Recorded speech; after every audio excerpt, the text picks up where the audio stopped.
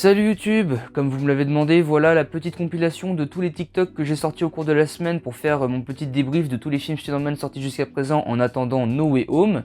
Donc voilà, donc petit rappel avant que vous regardiez cette vidéo, allez vous abonner à mon compte TikTok parce que c'est là-bas que tout ce type de contenu sortira et je sais pas si je ferai une compilation à chaque fois. Donc voilà, allez vous abonner à mon TikTok et donc je vous laisse regarder cette compilation. Bisous. Alors, nous sommes aujourd'hui à J-6 avant Spider-Man No Way Home, donc nous allons parler de Spider-Man 1 de Sam Raimi. En vrai de vrai, au-delà des effets spéciaux qui ont vraiment mal vieilli et de toutes les scènes assez, comment dire, dignes de tous les films de super-héros sortis dans les années 2000... Et direct un touchdown. T'es trop fort, Flash. Parker a bousculé Flash. Parker va avoir des ennuis. Désolé Parker. T'es désolé. Tu viens de me percuter moi dans toute la carpette et tu me dis que t'es désolé. Ah oui, les profs qui ont l'air plus jeunes que les élèves, c'était super marrant ça aussi. Bonjour les élèves, tenez vos notes, Kevin 0 comme d'habitude, t'es nul à chier. Et bah ouais, c'est toujours un putain de bon film, une origin story épique et iconique de l'un des héros les plus classes jamais créés, et surtout avec un Willem Dafoe et sa tête de taré qui m'avait terrifié quand j'étais gamin, mais que maintenant je surkiffe en tant que bouffon vert. En tout cas, ce qui est sûr, c'est que j'ai vraiment hâte de le retrouver en compagnie de vous savez qui le 15 décembre. Sur ce, des bisous et rendez-vous demain pour Spider-Man 2.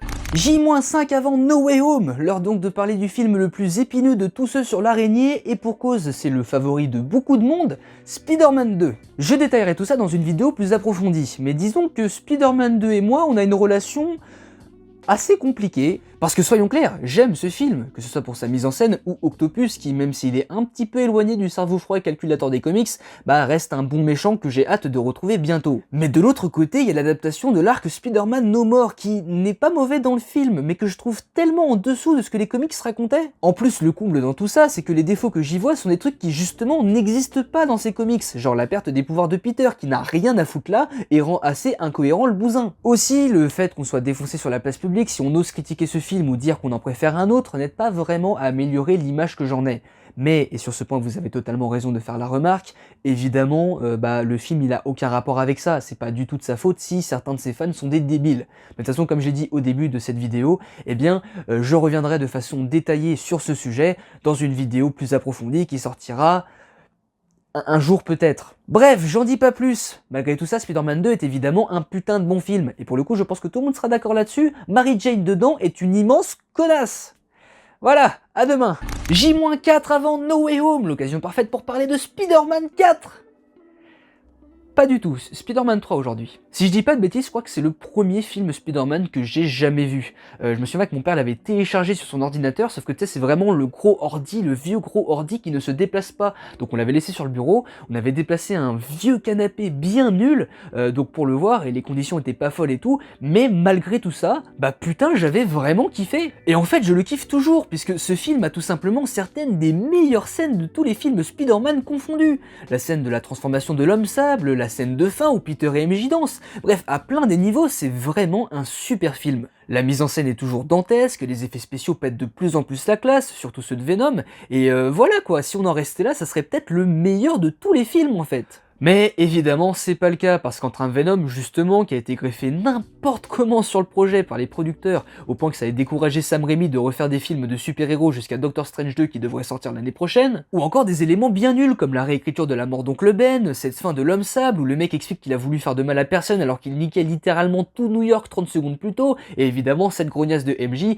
qui reste une conne tout du long. Bah du coup, ça fait de lui un film que j'aime vraiment beaucoup, mais qui a quand même pas mal de défauts.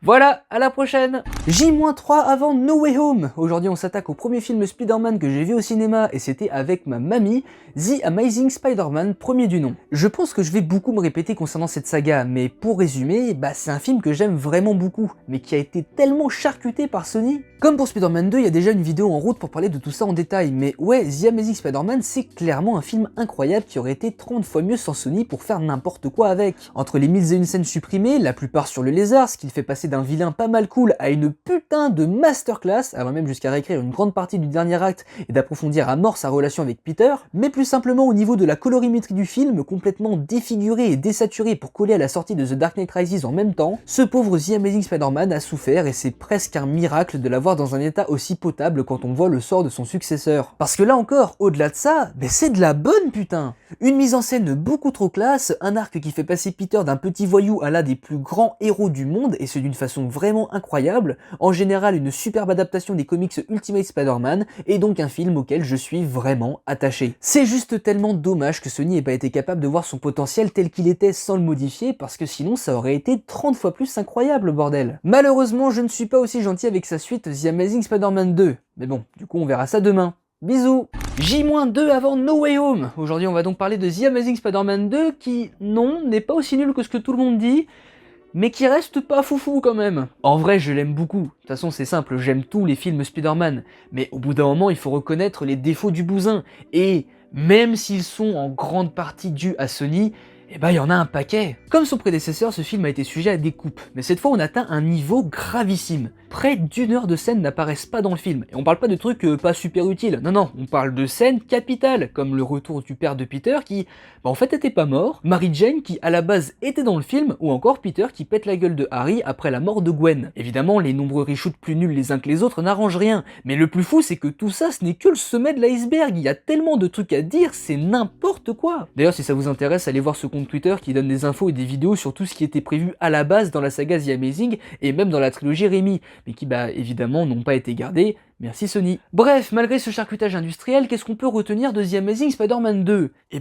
qu'en vrai, en dehors du scénario complètement claqué, tout est incroyablement stylé. Les acteurs, la mise en scène de Mark Webb, les effets spéciaux, la musique, bordel. Ouais, vraiment, tout est incroyable. C'est juste tellement dommage qu'il y ait autant de soucis concernant le scénario. Un méchant complètement nul, des incohérences à l'appel, ou encore un dernier acte rushé n'importe comment, à qui on greffe un danger artificiel qui, clairement, ne marche pas du tout. D'ailleurs, je laisse Browntable résumer ça mieux que moi. We're seeing CGI characters pummel each other, but there's not really enough substance there to back it up. But who cares? Boom, boom, kaboom! We then cut to the obviously more important story. 2 planes are gonna crash! Spider-Man keeps fighting Electro, but who cares? Give me more planes! Enfin bref, voilà mon avis sur The Amazing Spider-Man 2, encore une fois un film que j'aime vraiment beaucoup, mais qui a vraiment beaucoup de défauts. Après, est-ce que ça a encore une importance, sachant qu'on va revoir tous ces BG dans No Way Home ? Eh ben écoutez, on verra ça demain. Bisous. Dernier jour avant No Way Home. Ça y est, on atteint enfin la date décisive. C'est donc l'occasion parfaite de parler de Spider-Man Homecoming et Far From Home. Si je parle de ces deux ensemble maintenant, c'est... alors tout d'abord parce que c'est mes films Spider-Man préférés. Donc à part dire que j'adore tout, je pense que ça sera redondant d'avoir 2 vidéos. Mais surtout parce que j'ai tellement parlé de ces films sur ma chaîne YouTube que je crois que j'atteins un petit peu une overdose. Là, même moi j'en ai un petit peu marre. Donc il me faut une petite pause quoi, sinon je vais craquer. Du coup, si vous voulez mon avis sur ces 2 films, voilà une rétrospective déjà de tous les films Spider-Man. Ça a vachement vieilli et sur certains points j'ai changé d'avis. Mais bon, en général, je pense que ça va. Mais de toute façon, je compte en refaire une nouvelle version, donc bon, bref. En attendant, allez voir ça. Là, on a une vidéo à part sur Far From Home qui, elle aussi, a vraiment vieilli, mais bon, on parle un petit peu de l'action et de la mise en scène du film, donc c'est cool. Et enfin, une des raisons qui m'a fait connaître sur la toile du web, un retour sur les fausses critiques des 2 Spider-Man du MCU, et donc une éloge de pourquoi c'est trop bien, et ici, tous les vrais problèmes que je trouve à ces films. Donc voilà, avec tout ça, vous avez de quoi faire en attendant demain, et si vous regardez tout, vous aurez mon avis complet sur Homecoming et Far From Home. Mais pour résumer, c'est juste génial quoi. Tom Holland est pour moi le meilleur Spider-Man au cinéma, celui qui utilise le mieux cette notion de responsabilité, qui a les meilleurs méchants, les meilleures tenues, pas toujours les meilleurs effets spéciaux, mais certaines des meilleures scènes de tous les films de super-héros. Bordel, évidemment que je parle de cette scène d'illusion. Et donc ouais, en conclusion, c'est le boss putain, tout comme Jon Watts qui avec ses films a vraiment fait du travail de fou. Donc voilà, j'ai vraiment hâte d'aller voir No Way Home demain, malgré mes peurs sur le sujet, que vous pouvez aller regarder ici, donc ajouter ces vidéos-là à la liste. Vraiment, ça vous fait 35 vidéos, je suis désolé, mais ouais, voilà. Bref, c'est ainsi que s'achève ma rétrospective de tous les films Spider-Man. En attendant demain, je pense que je vais carrément aller dormir pour faire passer le temps plus vite, pour attendre le film, du coup No Way Home, parce que j'ai juste trop hâte de le voir. J'espère que ça va être trop bien, j'espère que ça va vous plaire, j'espère que ça va me plaire. Et du coup, je vous dis à plus pour une prochaine vidéo sur TikTok, on verra quand j'en refais. Dans tous les cas, voilà, j'espère que ça vous a plu. Et donc je vous dis des bisous et à la prochaine.